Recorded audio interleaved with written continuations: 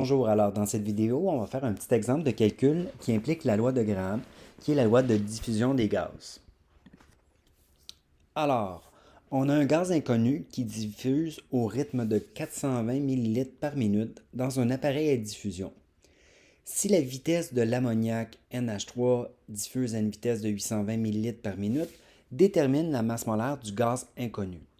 Donc, juste pour vous donner une petite idée, c'est quoi un appareil à diffusion, ça ressemble à ça. Alors, ici, on aurait imbibé, exemple, un liquide volatile de chaque côté. Et quand ils vont se rencontrer, exemple, si quand on fait le NH3 et le HCl, il y a une réaction chimique qui produit une petite fumée blanche, ça nous permet de voir qui va plus rapidement et on pourrait prendre des mesures plus précises. Alors, pour en revenir à notre problème, comme on a l'habitude de faire, on va séparer nos données qui appartiennent à des substances différentes, soit au gaz inconnu et à NH3. Alors, diffuse implique qu'on parle de vitesse. On a le rythme aussi qui peut nous aider. Donc, la vitesse de notre gaz, c'est 420 millilitres par minute. La masse molaire n'est pas connue, c'est ce qu'on nous demande de calculer. Et le NH3, la vitesse est de 820 millilitres par minute. Et la masse molaire est 17,04 grammes par mol.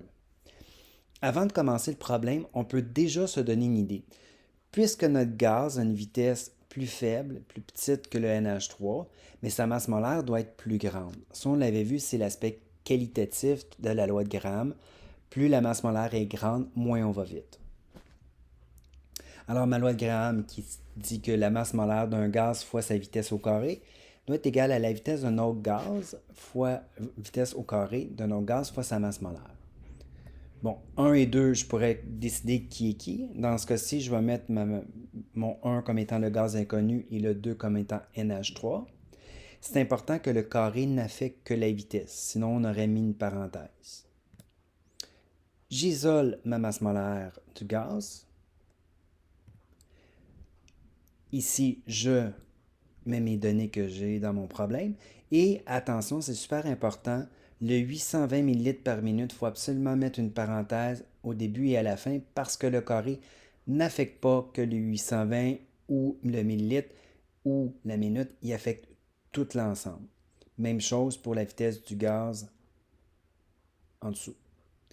Et on obtient à ce moment-là une masse molaire de 65,0 grammes par mol. J'ai gardé 3 chiffres significatifs puisque mes données qui en possèdent la moins en ont également 3. Alors voilà pour un exemple sur la loi de la diffusion.